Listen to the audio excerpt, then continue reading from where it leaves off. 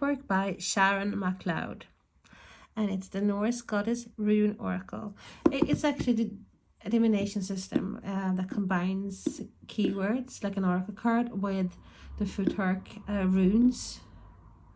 So there's 39 cards, and each card is a rune as well. Okay, so I'm very excited about this. It's published by Blue Angel. Should we open it? Of course we should. Okay.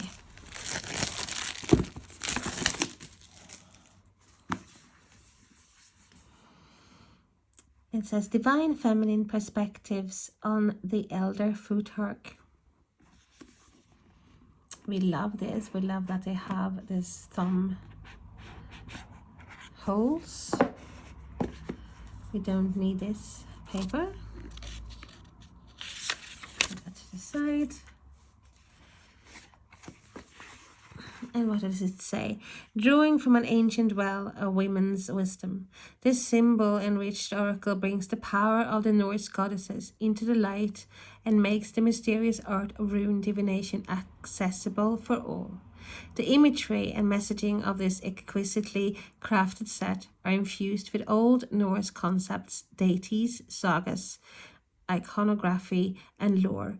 Each card holds its own rune spirit, is empowered by a goddess, and has red edges, woohoo, even better, to help activate its magic. A beautiful journey through the archaeological, mythical, and esoteric wonders of the Elder Futhark for relatable, supportive guidance that speaks to the core of your questioning and delivers immediate, practical answers of fate and fortune. Okay. Oh, I saw the etching there in red. I was like, oh, I feel like my precious. Okay. So, nice book. Oh, it's a bit thick book. It's actually over 150 pages, which we like a lot. So we do have pictures in color as well. Another plus is probably with the maximum points here.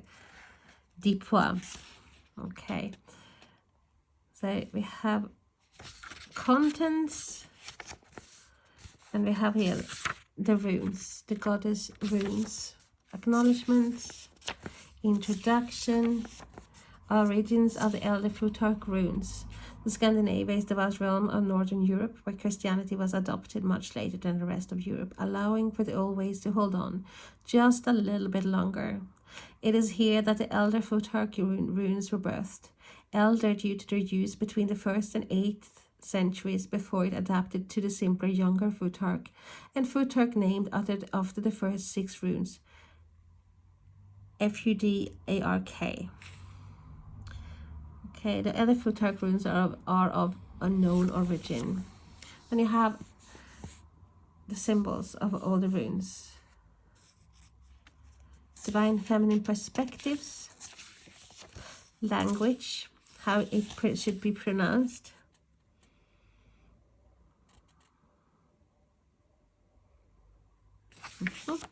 And you have the lore.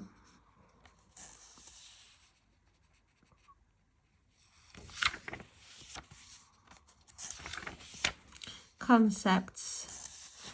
I'm thinking, oh, some of the words here, like even the words are so close.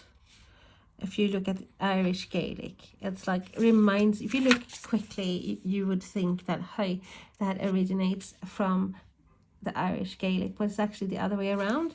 But even though I'm Swedish, I don't have, like, this is the more like Icelandic.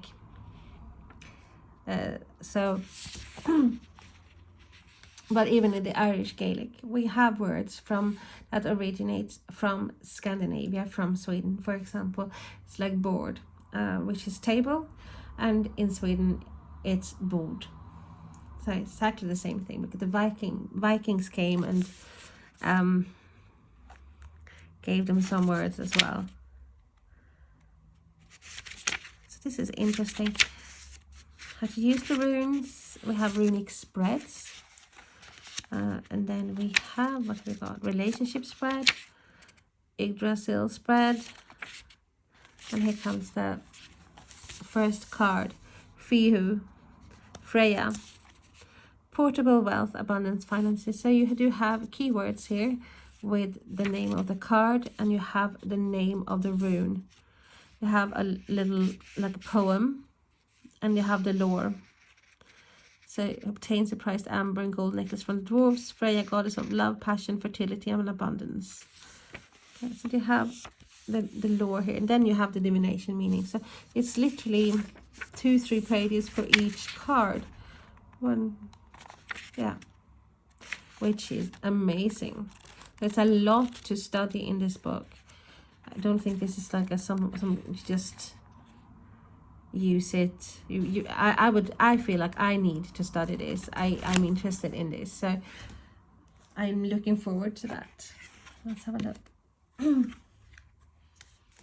Oh, here we go. Look at that. That is gorgeous. Gorgeous, gorgeous, gorgeous, gorgeous, gorgeous, gorgeous. Okay. I love the back. I do love the back. So nice. Like the tree of life. Let's have a look at the cards themselves. The cardstock. Got like a gloss to them, but I don't think they're overly glossy at all. They feel sturdy. They feel like there's like a, because I've dealt with some shitty cardstock lately, I'm telling you. I it's like shocked that I know some people are like, oh, it's so easy to shuffle, but seriously, what you do have is a card that even if you, for example, accidentally like put your hand on it, and don't say it, and you will bend the card. It's like it doesn't take much to bend that. The cards like I've seen lately, like 3 decks, and I was like, oh. And I love the illustration. That is what pisses me off the most. I think that I do actually adore the illustrations. It's just that it's so shitty illustrations. Shitty cardstock. So if you got like people around as well, like I have cats who would not hesitate to sit on a deck of cards, for example, or so I'm like, no, that's like what I do. They put them in this box and with a key and lock and key, and before I use it again, because this cardstock is so bad. So this is good. I feel like this has got some wear and tear on it. It's like it's strong. We like strong. And I think for deck as well, like I'm talking about deities, and I mean, you have like a very weak cardstock, you'd be like, oh no, it's such an anticlimax. So card size, let's have a look. Let's compare this to a standard tarot. It's bigger and wider. And the edging in red. Oh, what don't we like? I'm feeling so enthusiastic now and happy. And I needed this. I feel like this is like a pickup. I feel I needed this after the other reviews I've done, and I'm like, oh, I literally felt like one deck, and I was thinking, like, no, F this. I'm not gonna do this. I'm not gonna be like, oh, buy this deck here, get this deck here, and put time and effort into doing this video when I'm sitting there like fuming because I'm thinking I paid good money for this deck and it's crap. I've been lucky because I've been sent a lot of decks for free, so it's like. I'm very appreciative of that, but that was a deck I actually did pay for, and I'm like sitting like, oh wow. People think like, oh, you get decks for free. No, it's like I actually have a group as well on Facebook, and I was like, I haven't told them about my YouTube channel, but I have quite a significant numbers of members there and customers of mine. So hence I sometimes get like do reviews and I get sent decks. Anyhow, so that was like sitting there like, no, I'm not gonna. So in that last one, the deck I did, the review I did, I was sitting there like, no, I'm not gonna give Amazon or whatever the satisfaction of me sending poor customers there and buying this deck. That is like, okay, one bad day and that card stock is gone. It's like you lose one card. It's like for me, I couldn't use that deck. If there's one card that's broken or like in half or whatever, totally bent, and it's like I can't use the deck. That's useless to me. Oh, I have released my tension now and frustration. Sorry about that, guys. So we have the first card, which is Febu, Freya. Portable wealth, abundance, finances, and this is the third point, a good point. It's like good. It's like getting better and better and better and better. We have keywords here, and I know most card readers or whatever, we love to have some keywords as well to trigger the intuition, especially if you have cards that sometimes you have cards and it's like nothing at all about what the card is supposed to mean. Of course, you use your intuition. That is what I do. I don't really use the guidebooks at all, no, most decks, but this one I will, because it's so interesting. It's like totally different divination system with the runes and stuff. So we like that, the keywords, yay. And then we have number 2. So we have 2 Freyas. Okay, so it's like might be the one is the reverse side. Yeah, so we have the sort of reversed. Makes sense. So we have the strength, health, and transition for number 3, and Urus, and then we have the same Merkstave, Urus as well. So one is like a light and dark and light, shadow and light.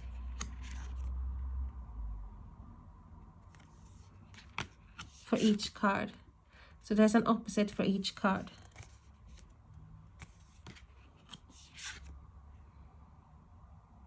Very interesting. So instead of having a reverse meaning here, you have actually two sides of a coin. Like you have one totally different. Here's journey, travel, life path. And then you have stillness, pause, presence. So stillness, and then you have journeys here. But it's like 2 different things. Still from the same pod. If that makes sense. Do I make sense? Do I really make sense to anyone out there? I sometimes doubt that. Because I know my mind can work mysterious ways. It really can. It's like I can literally flip like that. I just like go from starting talking about something and then I see something else and my brain's like, oh, let's talk about that, and I forget what I was talking about.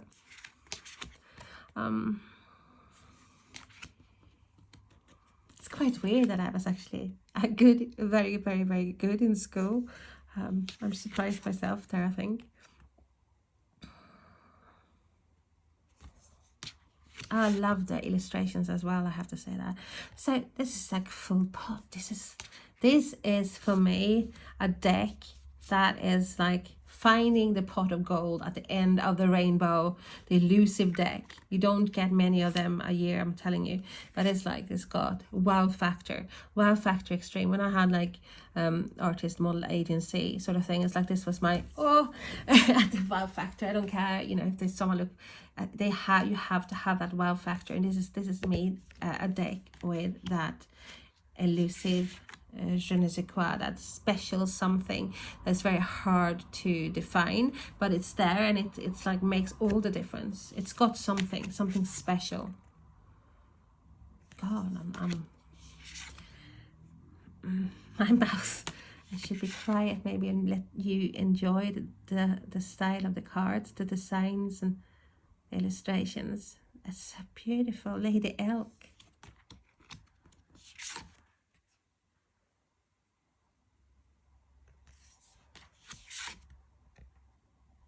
The only thing is that I know is that 39. So I suppose the rune system there, where the Futhark only has 39 runes.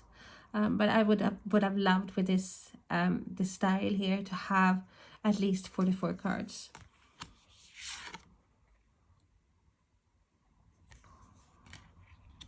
because it's such an enjoyable art style as well for me. So you have the runes as well at in the four corners.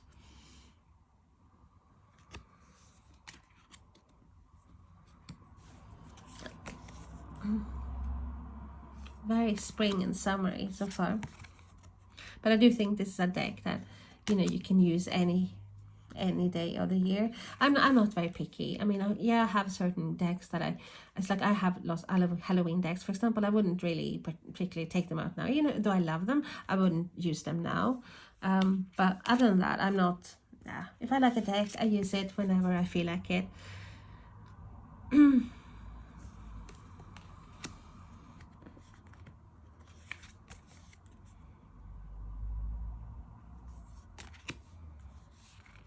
It's definitely lightened my mood. I was in there like, ugh, I cannot be bothered. I cannot be arsed. I don't want to get disappointed again. But instead it lifted my spirit. So thank you, Blue Angel, and thank you, what's her name? Rebecca Joy Stark, and artwork Sharon McLeod. Me, myself, and I are very, very happy. So we have the Avala, Frigg, Inheritance, Family, and Home. And the dark side, I suppose, Independence, Breaking Cycles, Singles. So some of them, even if they have positive and negative. This is so good. Do we shuffle this? Do we shuffle the read there? They're a bit tall. They're not the easiest for me to do this. Yeah, they shuffle well. And do I mention this lovely red again? Oh, it's a thing of beauty. Oh. So let's have a look at one card here. And we have Rytho, Margur, Journey, Travel, Life Path. Okay, so that is number 9. Let's have a look. Number 9.